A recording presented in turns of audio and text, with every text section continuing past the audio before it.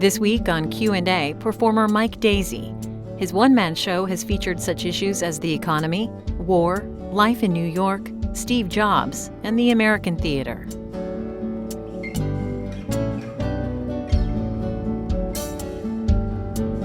Mike Daisey, can you explain what you do for a living? Yeah, I think I can. I'm a storyteller. I tell stories for a living on stage in front of people, and I tell them extemporaneously. So I tell them the same way this conversation that we are having is, where you have probably prepared a little, and I know who I am, so I will be able to answer, but we are making it up as we go along. That's what I do. I tell stories in rooms with people live. How long have you been doing it? In one sense, all my life, but in terms of it being a career, about 15 years. I saw you at the Woolly Mammoth Theater in Washington a couple of weeks ago, and as I watched you, I said, I want to know more, because you're talking about Apple, Steve Jobs, and China. What is this show that you just wrapped up in Washington? It's called The Agony and the Ecstasy of Steve Jobs, and it's about it's two stories really principally intertwined. One is the story of Apple and Steve Jobs and his rise and fall and rise, and about industrial design and what Apple means in our culture to us today, what these devices mean in our lives. And then the other strand of the story is about where these devices come from, and I went to southern China and investigated how they're made and the conditions under which they're made. Where'd you get the idea to do this? You know, I talk about this in the show, and it's really true. All my monologues come out of my obsessions. They spring out of the obsessions that I have in collision with one another. And one day, I was surfing the web aimlessly, and I read this article on a Macintosh news site, because I'm a very big geek. And in the article, they talked about how a person had gotten an iPhone, and on the iPhone, it wasn't blank when it came from the factory. It had pictures on it from inside the factory that hadn't been erased. And I looked at those pictures and I became very obsessed with them, because I started to think about the fact that I didn't know, even though I think about these machines all the time, I didn't actually know how they were made, which seemed very strange, because I know how to take them apart and put them back together. I think about electronics all the time, but I didn't actually know how they were made, and that's what started it.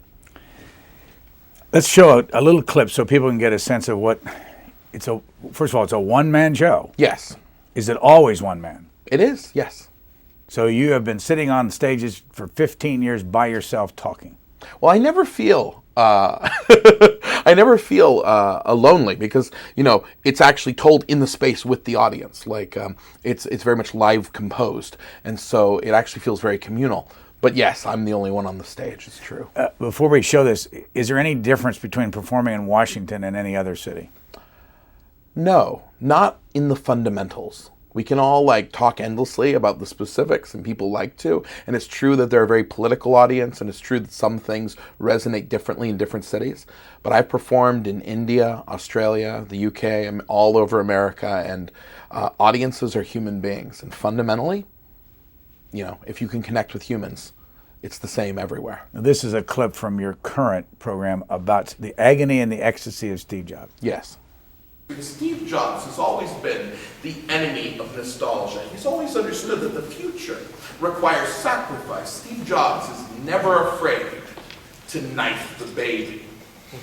I'll give you an example. A couple of years ago, Apple's best-selling product, was the iPod Mini. It was awesome. It was an iPod, but it was mini. Everybody loved the iPod. And one day, Steve Jobs is doing one of his keynotes, and he says, "Today, the iPod Mini is no more." It was like, "No! Don't take it away, Steve! What are you doing?"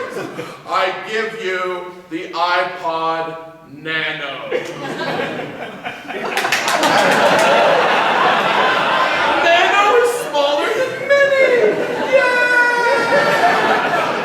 It's everything I wanted. I'm going to lose it even faster now.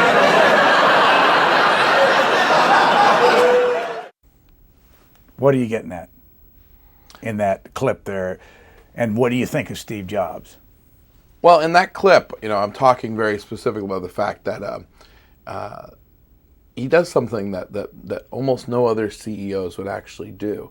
He has an incredible ability to actually cancel something, to get rid of things, to throw out the past, to move forward with the future. People have a hard time doing that in all our lives. And I think part of his ruthlessness is because he's able to detach that way. He's very good at realizing that a certain thing is yesterday, and even before the market's ready for it, he's willing to move on to the next thing. And that sort of captures a lot of what I think of Steve Jobs. I really admire him a lot. He's been responsible for 3 fundamental shifts in the metaphor that we use to see the world in technology, and no one else has been responsible for even one. So it's a remarkable thing.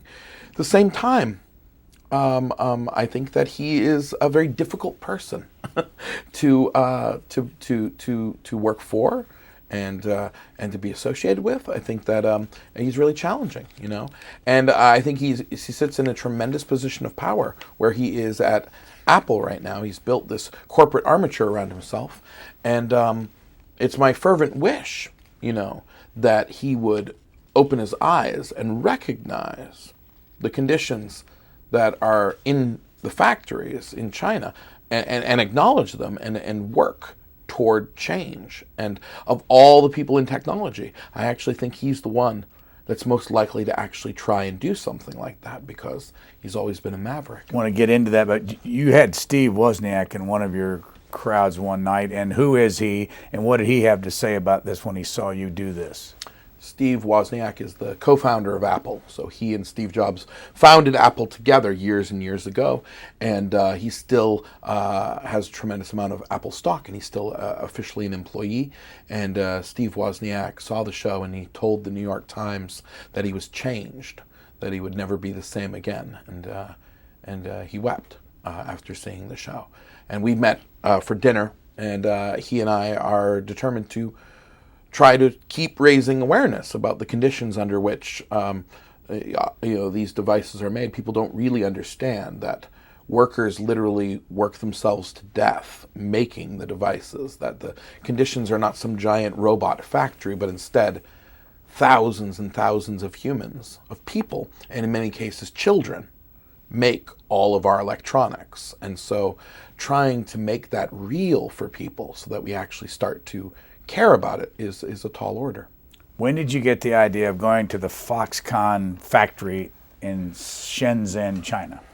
When I started studying this, when I started trying to find out exactly how devices are made, you come to Foxconn very quickly, because for a company that has almost no public awareness in America, they make over 50% of our electronics. So like last year, Foxconn made 52% of the world's electronics. So many companies that you think of, like Dell and Nokia and all these different companies, they all actually subcontract all their work out to Foxconn. So there's really one company that's making everything, and they have production lines where one line will be making your Nokia products, and right next to it will be the Samsung products. Even though they're marketed differently to everyone, they're all being made right next to each other by thousands of people. And as soon as I discovered that and really started to read about the reports that are available on the web, even of the conditions in the factories, Foxconn is an especially brutal company, and it became clear that I was not actually going to be able to figure out what was really going on until I saw it for myself. And so I decided to. When did you go there? I went there in May and June of last year, of 2010. How did you go there? I flew into Hong Kong, and then I had a Chinese visa, and I crossed the border and went to Shenzhen, which is actually only about a 40-minute drive north of Hong Kong, which is amazing because Shenzhen is the city where almost all of our devices are made in the world. Shenzhen is a city of 14 million people, and it's only 40 minutes north of Hong Kong. Almost no one in America has ever heard the name of the city, even though almost everything in their house that's electronic came from that place. There's a remarkable disconnect in our consciousness about that, about where our things actually come from. It was for me. I had no idea until I really dug into it. How'd you get to Shenzhen from Hong Kong? I got there 2 different ways. I took a bus up once, and then I actually, I had to shuttle back and forth to do other projects in Hong Kong and meet with activist groups. And you can take the subway. You can take the subway from Shenzhen. You can get to the end of the Shenzhen subway system, go above ground. Like in the station, there's actually a transfer point for your passport. Then you get on the Hong Kong subway system. So it's an amazing thing to go somewhere where all our things are made, where any American journalist could fly to Hong Kong with any Chinese visa and take the subway to the door of the factories and then begin asking people about the conditions. And yet that story has not actually been told in our press. Did you go with anybody? No, I mean, I went with my wife and director, who basically acted as sort of backup. I mean, it really wasn't clear to me what was going to happen when I did this. And so, not to be dramatic about it, but I mean, she would stay behind at the hotel, and the supposition was like, I will check in with you at this time. If I don't check in, start calling people, start making noise. I found a translator through friends of friends, and so I went with the translator since I don't speak Mandarin. When you got your visa from China, under what circumstances did they give it to you? What did they think you were going to do? I didn't actually have to say what I was going to do, but I did have to say what my profession was, which I said was teacher, which is true. I do teach as well. So. And did you contact Foxconn, and did they let you in the factory? I did not contact Foxconn. Why not? It was very clear that that was not going to lead anywhere. And the only place I saw that leading to them having a picture of me that would then cause more problems when I got to the factory. When I first got to Hong Kong, I worked with a fixer who'd worked with the BBC to try to get connections to other factories throughout the special economic zone to try to do something officially above board. And that was hopeless. It led nowhere. And it was very, very clear as the days went on that this was not going to work at all. That if I followed the rules of engagement, the rules of engagement for journalism in China are very clear. No one there is incentivized to let anyone talk to you about anything because you're just going to tell a terrible story about the things that they know are wrong. So they're not going to let anyone in, and they're very clear about not letting people in. And then if you're a journalist and you belong to a journalism organization, generally your organization will require you to get a journalism visa, at which point the Chinese government tracks you very, very closely the whole time you're there, and you still can't tell a story. Here is a little clip of you talking about China in your monologue. I mean, we think we do know where our shit comes from. We think our shit comes from China, right? In a generalized way. China. There are dragons there.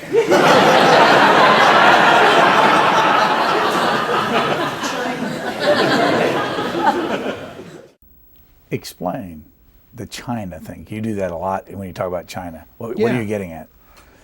Well, this is just a stylized gesture to sort of capture something that I think we all know is true, which is that we are terrified of and fetishize China. We do both. We don't want to address China. We don't want to think about the implications of China. We are terrified that they are larger than us. We are terrified of the economic relationship we are in with China. Many of us don't even know the particulars of it, but we know it's scary, and we don't like to think about it. At the same time, we fetishize China. So many business books adore China. They talk about China as the great new opening, the great new markets, like China is where, it's like the Wild West. And I spoke to many, many businessmen who make a living going back and forth between Hong Kong and mainland China, who make their fortunes there, talking about it like where it feels like the Wild West and fortunes can be won in this grand expanse. What isn't talked about, in the positive view or in the uneasy view, is the fact that it's a fascist country run by thugs. No one wants to talk about that part, but it's true. A big surprise to me was it's a Taiwanese company. Yeah. $60 billion a year Taiwanese company in mainland China. Oh, yes. Yes, and I think that's part of the conditions that are in place at the factory, is the relationship between the Taiwanese and the mainland Chinese, is...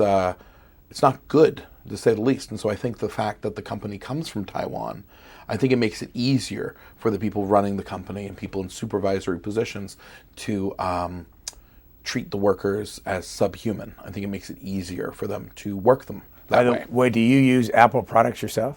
I do. One of the reasons I did this show, one of the central reasons, is that I have been an Apple user my entire life. They've defined my entire life with technology. I love Apple products. So you went to the Foxconn factory that has how many employees? 430,000. How many buildings there? I don't even know, but they stretch to the horizon. Like when you try to drive around the factory, it's so large that it's like trying to circumnavigate or circumambulate a city. It's huge. And then what did you do once you got there? I did the thing that I had told all these journalists I was going to do, who they really were clear that this was the stupidest thing they'd ever heard. I went to the main gate and I stood there with my translator, and then I just talked to anybody who wanted to talk to me, who came out of the gates. Just the workers. How many talked to you? Hundreds. I talked to hundreds of workers. How long were you there? I was there for hours and hours and hours, and I went back multiple times. And each time I spoke with hundreds of workers. How did you capture what they said? Did you write it down or did you record it? No, I captured it with my hearing in my mind. I'm a monologist. This is my job. And what did you begin to hear from them? Well, you know, it's really fascinating, the patterns. We talked a lot about the things that you'd expect, you know, where in China they came from, how long they've been working at Foxconn, what they do in the factory. Heard a lot about the minutia of what it's like to work in the factory. And then, you know, stories start to come out from people, you know. I mean, I was particularly struck, and I think this is this was a surprise to me. I didn't know how things worked on the ground, that I would ask them what seemed like a very innocuous question, which was, if you could change anything at Foxconn, what would you change? And people would react as though a bee had flown into their faces. They'd be like, "Arr!" And then they would say something to my translator, and my translator would say, he says he never thought of that before. And that would happen every time I asked that question. And for me, that was a really illuminating moment, that you know, you're dealing with a very different landscape. You're dealing with a country that has a fascist government that locks down its people, that they are locked down in terms of their freedoms and what they are allowed to think. And then you're imposing an incredible degree of corporatism. Corporations have been invited in and given free rein to control the landscape. They're given very pliable workers. I mean, people wonder how could they have such poor work conditions, but we are working hand in hand with the government of China to ensure that people don't ask these questions. You know, when they opened up the special economic zone, when they created it, we could have exported not only our jobs but our values. You know, I'm not even talking about I'm talking about anything extreme. I'm talking about things like a work week that has limits. I'm talking about people having appropriate breaks so they don't actually die on the production line. And we chose not to do that. Our corporations chose not to. In your play, or in your monologue, you talk about suicides. Mm-hmm. And I got on the web and found that, and you can tell us how many there were, but they're all around 20 years old. Yes, many of the workers are quite young. They fight hard to get these jobs. You know, they're some of the best jobs in China. And people will struggle to get out of their villages to come to the south of China, to this sort of economic honeypot that we've created in the south of the country.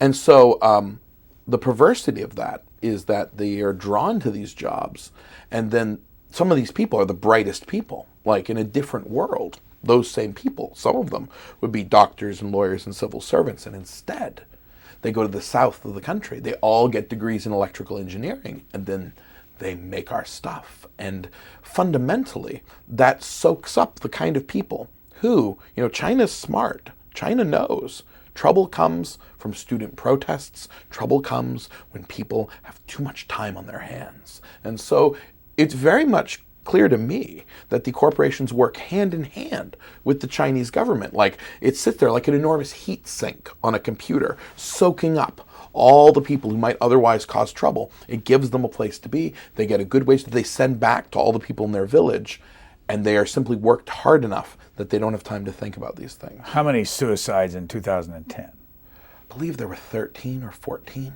in 2010. It's a little blurry. The numbers shift depending on which article you read, and it depends on. What's really interesting to me is that the number of suicides in 2010 is not actually that different to how many there were in 2009 or 2008, and it actually goes all the way back to when people started reporting on it, way back in 2005. What's interesting is that in 2010, there happened to be a cluster of them. What's even more interesting is that the Associated Press happened to run a single story about the fact that people were climbing up the roofs and throwing themselves off week after week in the same way at their workplace. And because of that one article, a certain degree of Western press suddenly rose up about these issues.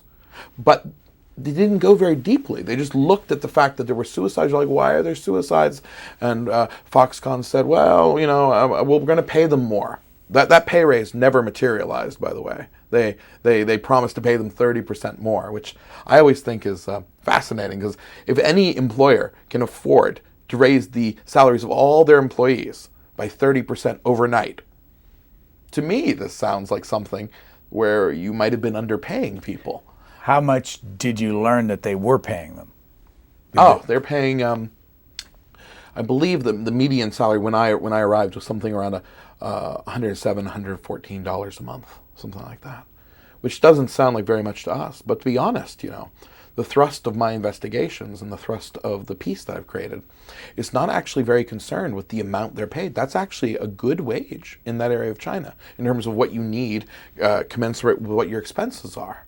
What they need isn't actually more money. What they need is humane working conditions. They need that recognition that they are human beings. That's actually more important than their wages being increased, is the simple respect that workers should have who are craftsmen who make things so that they can have a life. Does Steve Jobs know this, and has he seen your play or your monologue? I think he knows this. But I know when you go to the theater, you ask people to, you give the people the email address. I do. Steve Jobs had this very long-running policy that he responds to emails sometimes, and so I give his email address, and I tell people to write to him about their experiences here in the theater, and if they have questions, ask Apple to be open with them. And he's responded to a large number of people who've written to him about this, and a number of those people have forwarded his responses to me. And so I know he's aware of the show. He has not seen it, but I know that his principal response is, basically it's, Mike, I don't think Mike appreciates the complexities of the situation, which I think is a fine response. It would actually indicate some degree. That'd be recognizing that there was a situation. And then, if someone from Apple, wanted to talk about the complexities of 12-year-olds putting together electronics, I'd be happy to listen to that conversation. I found the list of the companies that use Foxconn. Oh, yeah. Apple, Amazon, Intel, Cisco, Hewlett Packard, Dell, Microsoft, and Vizio, American companies. Then Samsung, Sony, Acer, and, as you said, Nokia. Why didn't you give up your Apple stuff if this bothered you that much?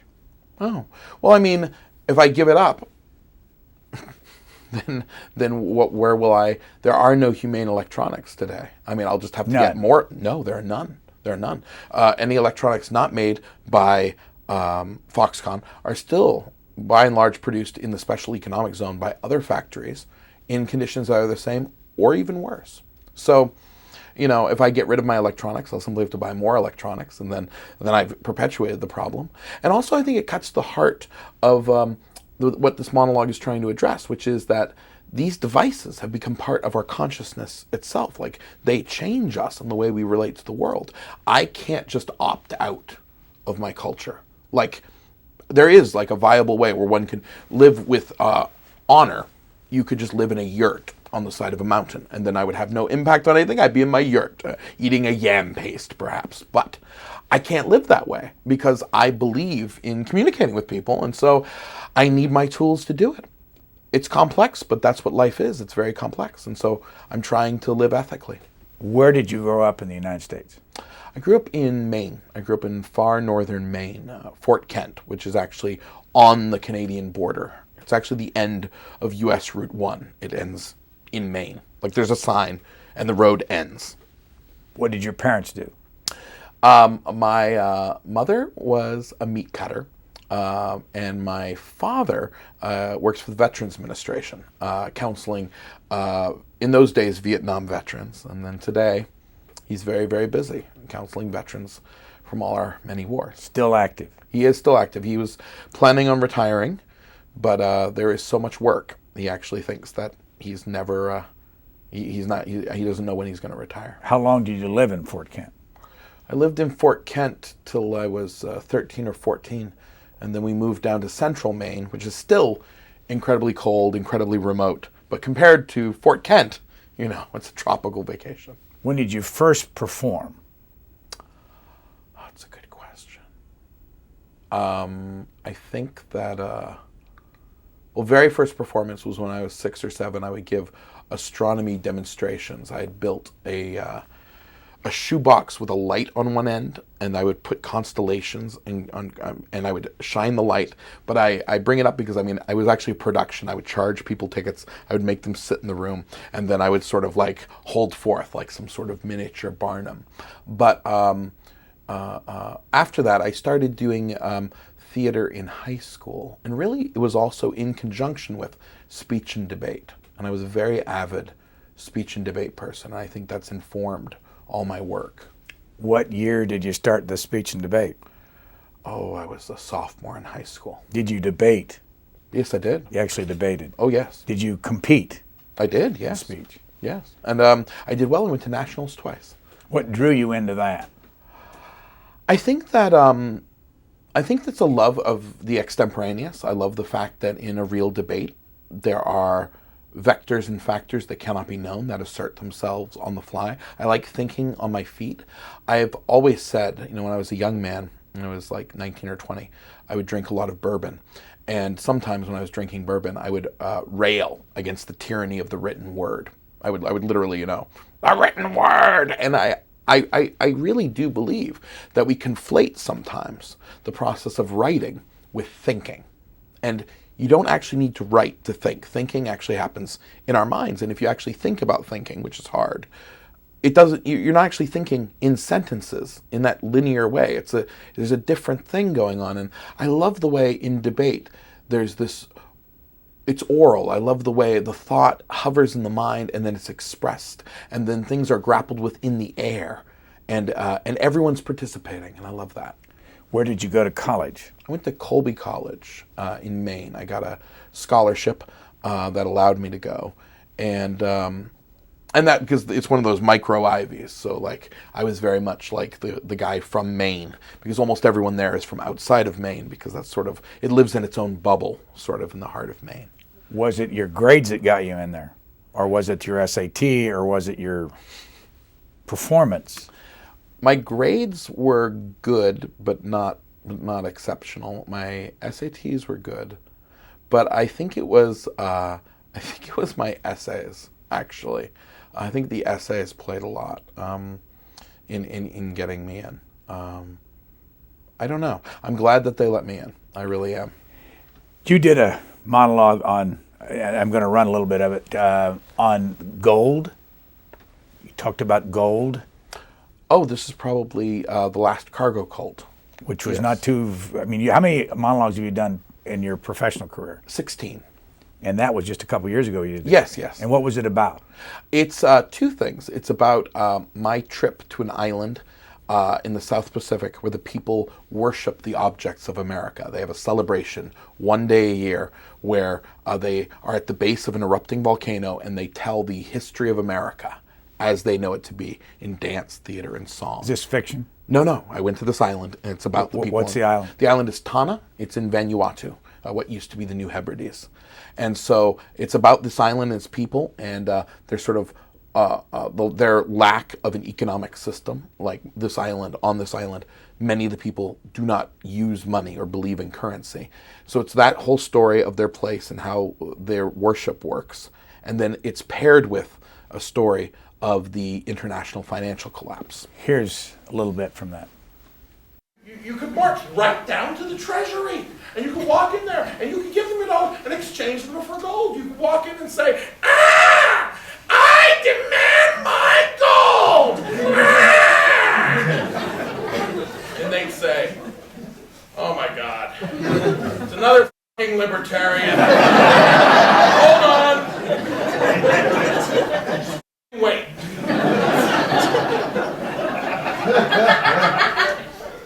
Put out your hand.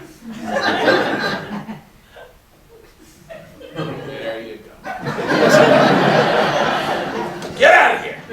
Get out of here! Ah! Ron Paul in 2012! What year was that done?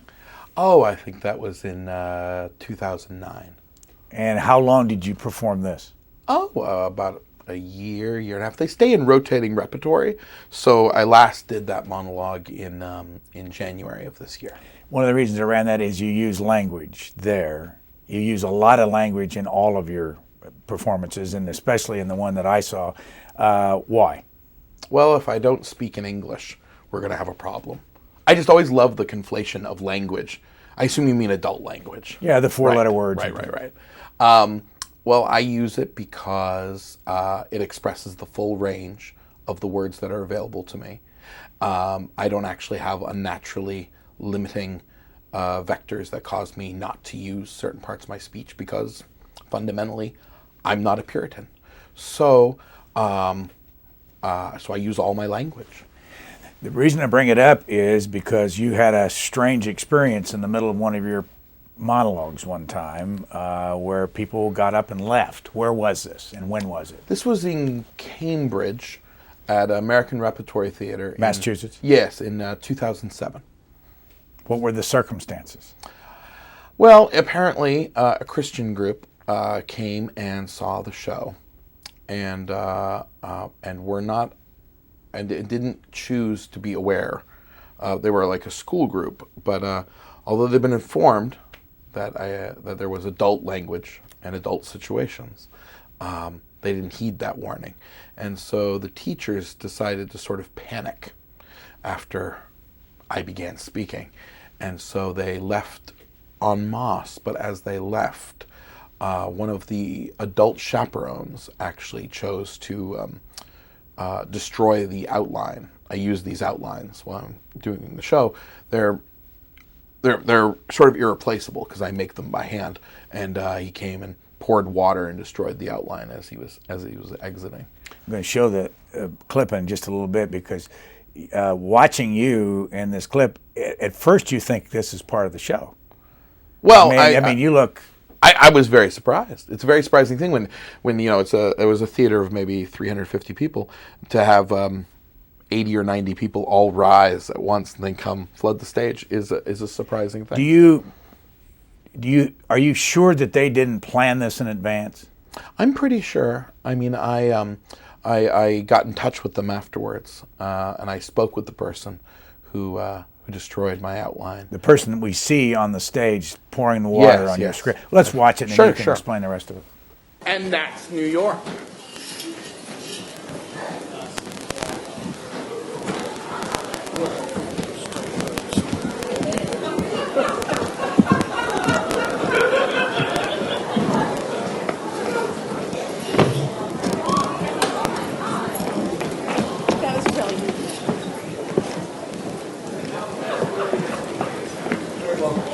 That's the craziest thing I've ever seen. They're pulling it because of the lounge.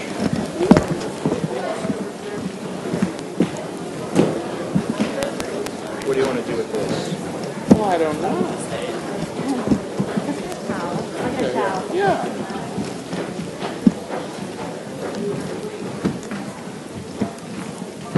Hey, do any of you people who are leaving want to stay and talk about this, or do you want to run out like cowards?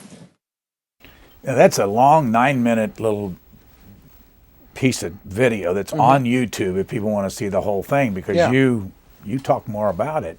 Oh yeah. What happened to you physically when this happened? What was your personal reaction? Oh, it was really painful. It was really. It's hard to express to people who I think a lot of people would understand. It's a very to be open on stage, to be open telling a story, especially stories that aren't scripted, where you're actually there telling the story each night.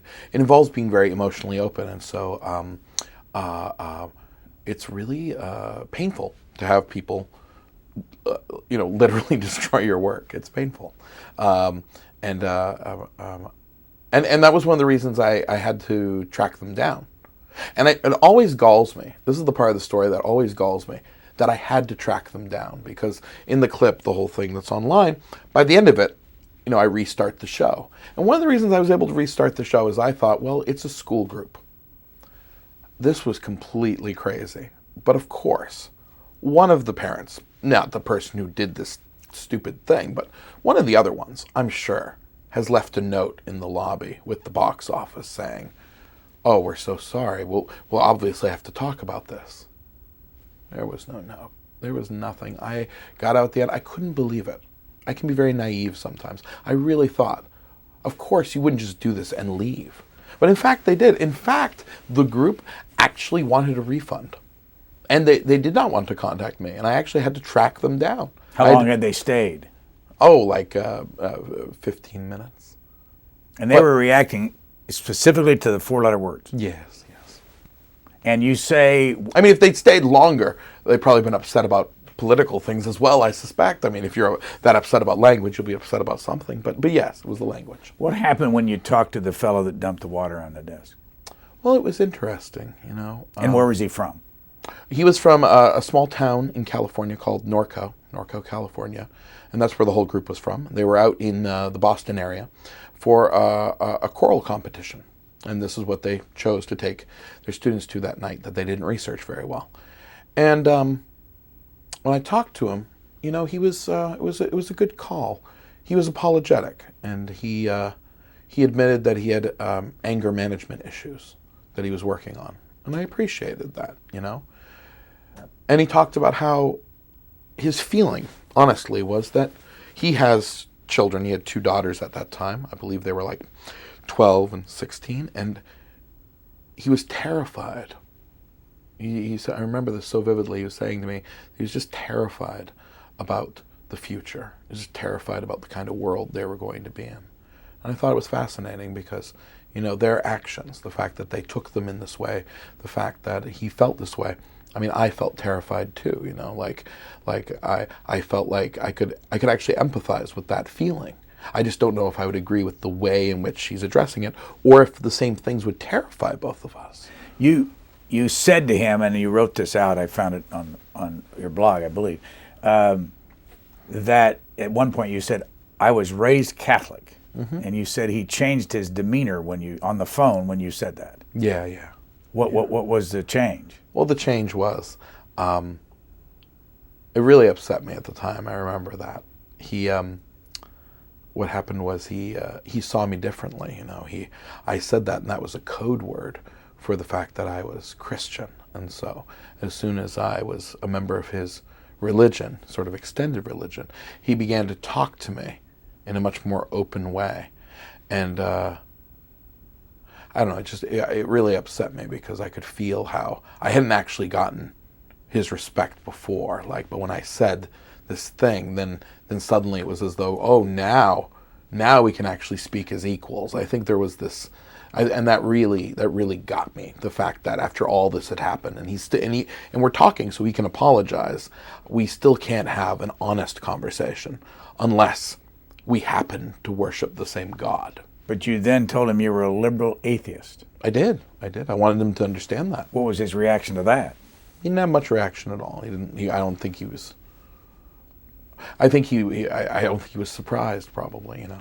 Well, if you listen to all this, it comes through that you're part journalist, part activist. Are you political? Yeah, of course I am. Do you have how would you define your political beliefs? I don't know. I mean, I think that my political beliefs are defined by the age I live in. I mean, I think if I look at the arc of my work over the last 5 to 10 years, I think that I believe our age right now is an age we are moving from an age of nations into an age of corporations, of corporatism. And so most of my work is aligned about that transition. I mean, I think that in another age, 30 or 40 years ago, it would be fruitful to sort of be like, well, I believe in socialism. You're like, no, I believe in more in capitalism. But I feel like that debate has ended for my age and my time, that instead the debate is about the corporations and their rise, which right now seems inexorable, and their amount of power is staggering. And so a lot of my work is in relationship to that. And a lot of my political work is about what does it mean that we created these entities and gave them the rights of individuals, of men, and then they loom above us and are multinational and can't be chained to any one country, can't be held to account. And then in many ways we serve them. You know, literally we work for them and under them.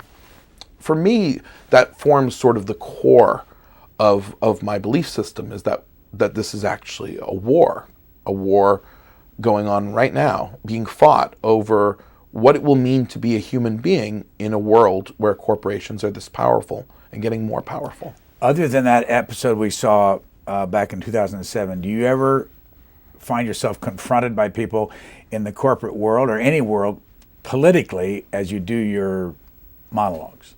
Yes, I do sometimes. And how do they get in your face? Sometimes. It depends. When does this happen? Does it happen in the middle of the show? Not often in the middle of the show, which is good, because, you know, the thing is, you're trying to create this artistic construct, you know, and a confrontation can be very dramatic because everyone doesn't know what's going to happen. And we all kind of love it when the theater breaks in the middle. We all go, oh, look, something's happening. It's not expected. At the same time, you can't actually achieve catharsis and get where you were going to go if it's constantly interrupted by people. So what I do to sort of ameliorate that and create a middle ground is I go to the lobby after every show. As I feel like, because the issues of the shows are so charged and political, I feel like it's sort of my obligation to, well, when I'm on stage, it's a little bit like Greek theater, the classic form of theater, and you're wearing a mask and you're representing things. And by being on stage, I have these lights, I have this power. Then I owe it to people to take off the mask, even though I'm just playing myself as the same person, and go to the lobby so we can actually talk to one another as human beings. And generally, when there are confrontations, they happen there, or in the manner of our modern age, people send me anonymous emails. Have you had any conversation with politicians in Washington the many times you've been here? A few. By politicians, you know, I believe, you know, they're functionaries of sub-functionaries, but so never an elected official, not yet anyway.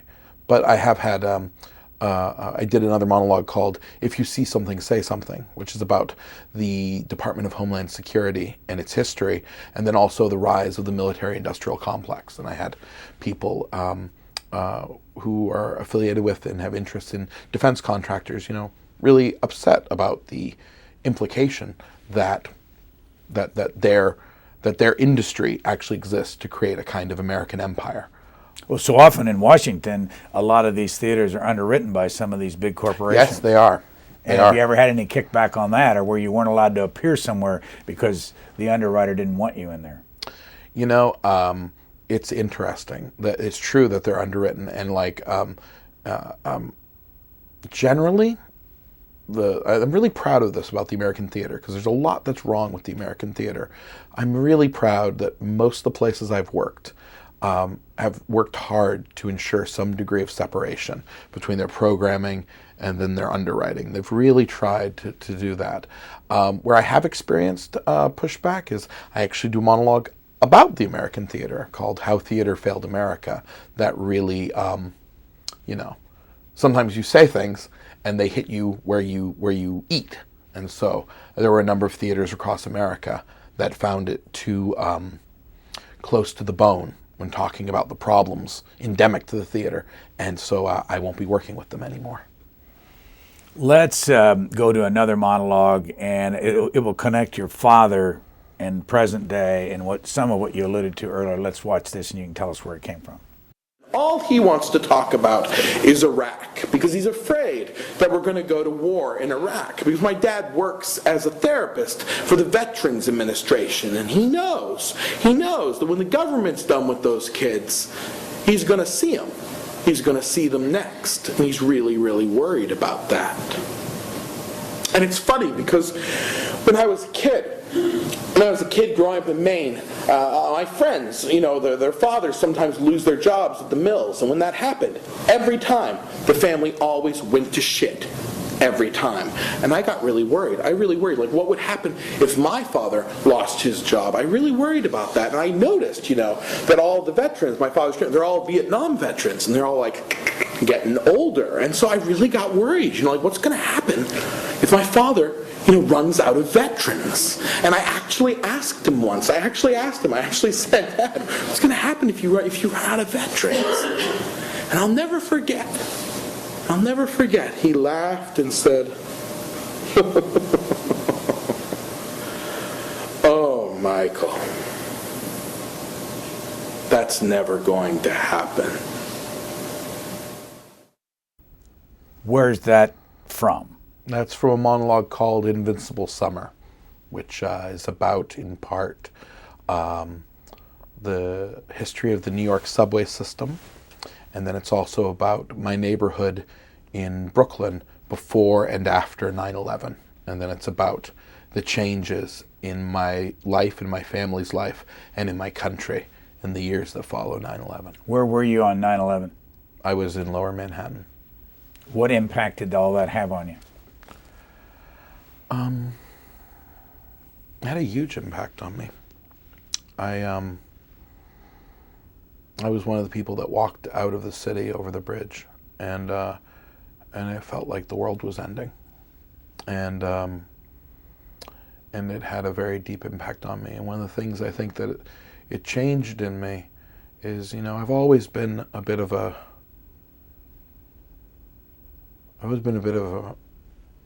iconoclast, in terms of my political beliefs. And in the years that followed 9/11, I found myself, I think I didn't reckon with the amount of rage I felt about that attack. I was very angry. I was very, very angry and very isolated. My wife was in Seattle when it happened, so when she joined me in New York, after the skies opened up, there was this gulf between us because she hadn't actually been here. She would never fully understand, and I should have resolved those feelings, and instead I think I nurtured them a little bit, because sometimes it's hard to actually let go of anger. There's a comfort to it, and a lot of that monologue is about the fact that I supported the Iraq War.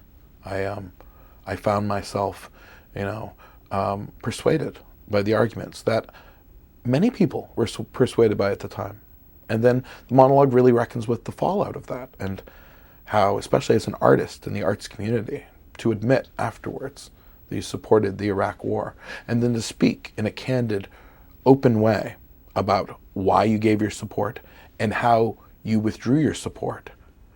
Because, today, no one, artist or not, will ever admit that they supported that war in any way. There's an incredible silence, but I remember there being a lot of other people that I had conversations with, that where each step along the path seemed so reasonable. Every step seems so reasonable. And I think it's important for us to actually remember that, because the past is not made up of people acting in an insane manner. Everything seems reasonable when you're walking down that road. And so the monologue is about those things. Tie together the Fort Kent, Maine upbringing, moving to Central Maine, going to Colby. I saw somewhere where Colby had a big impact on you. Oh, yes. Yeah, a huge impact on me because... How big is Colby College, by the way? It's small. It's maybe 1,700 students. Located where? Waterville, Maine, in central Maine. But it could have been on another planet, as far as I was concerned. My whole life had been defined by growing up in Maine, and so it was only at Colby that I was really put in contact with the power structures of our culture. I did not understand. I didn't understand what wealth was until I went to Colby. I did not really understand that there are people in the world who have a lot more money. I had not spent a lot of time around them. The spectrum in my small towns. I knew people that had less money. I knew people that had more money, but not in like a quantum way. I did not really understand what it meant to be living in New York City. Where I live today. I think about my life today. I couldn't have conceived this life when I was growing up in my small town. And Colby was that bridge. It was this place where I encountered these ideas for the first time and really had to grapple with things like, is the point of this new life, if these things are possible, is my job to find a job where I can make enough money to make these things real for me? Or is my calling to find a calling and do something else? And that was fought for me at Colby, like that war over what I'm called to do. Before we run out of time, I want to make sure I ask you, are you really going to do a 24-hour monologue? I am. Where?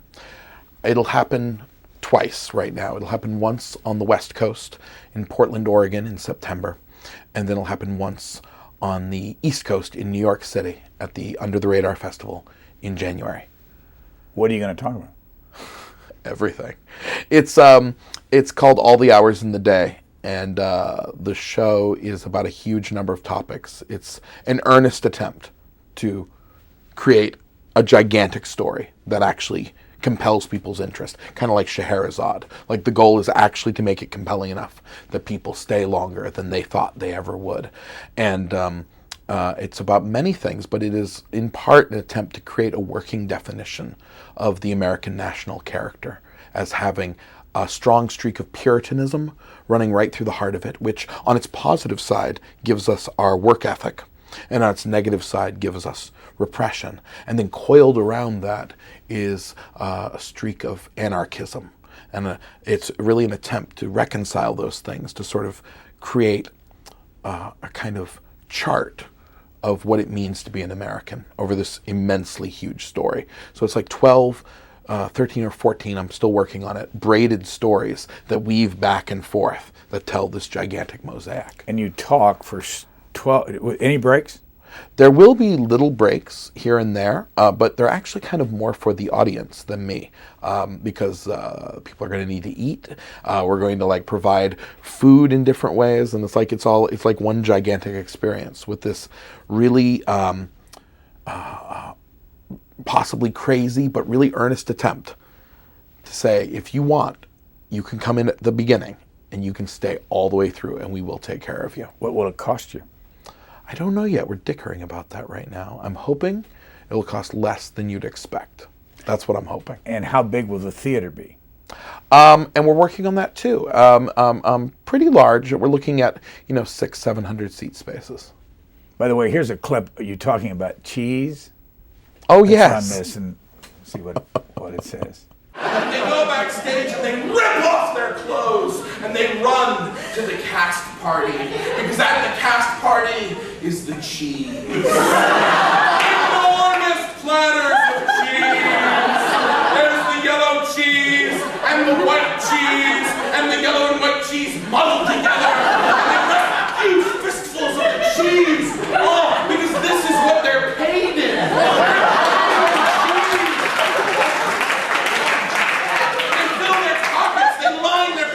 Because they have to steal enough to last for 5 weeks. They grab the cheese, they grab a couple bottles of wine, then they take off down the aisle, past the crack whores, until they get to the dormitory where they're staying, and they squat there in the darkness, eating their cheese. This is so worth the life and the arts. This is so worth not having children. Is this a part of what made some of the people in the theater mad? Yep. Because it's true. Because in the American theater, it's less glamorous in some ways than talking about the labor conditions in China. Because it has the exoticism of saying, oh, it's all the way in China. But I work in the theater, and the truth is, actors in the American theater are paid reprehensibly. They're paid unbelievably low wages. To take it back to the beginning, we're talking about Steve Jobs and Apple. Have any journalists along the way probed you about what you saw at Foxconn? Yeah, a couple now. Have there been a number of articles written because of your time at Foxconn? It's hard to know. I agitated with Wired magazine to do something, and but I'm not sure Wired magazine and I were aligned sort of in the problem. And to be honest, they did a cover story about the Foxconn suicides that was pathetic. It's a pathetic story that they sent people over with the PR firm from Foxconn. They were guided around.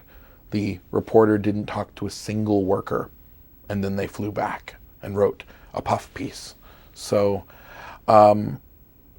far, no one has actually gone over and actually sourced original journalism. Of all the people you talked to outside the gates, who do you remember the most? I remember this. There was one girl. I talk about her in the show, actually.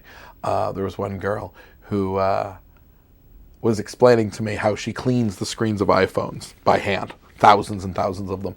And so I showed her my iPhone, and she was like, "Ooh!" And I handed her my iPhone. I have a picture of her holding my iPhone. And then I said to her, "Maybe you might have cleaned this iPhone. We'll never know when it went past you." And incredibly quickly, as soon as I said that, she rubbed it on her pants, and then she said, "There, I've cleaned it a second time." And it was that conversation. I was talking to her, and she's so delightful. I said, "How old are you?" She said, "I'm 13. I said, "Oh." If somebody wants to get a hold of all your work and everything, what's the website? It's my name. It's MikeDaisey.com. There's an E before the Y. Find the blog and the whole thing. Yep. We're out of time, Mike Daisey. Thank you very much. Hey, thanks for having me.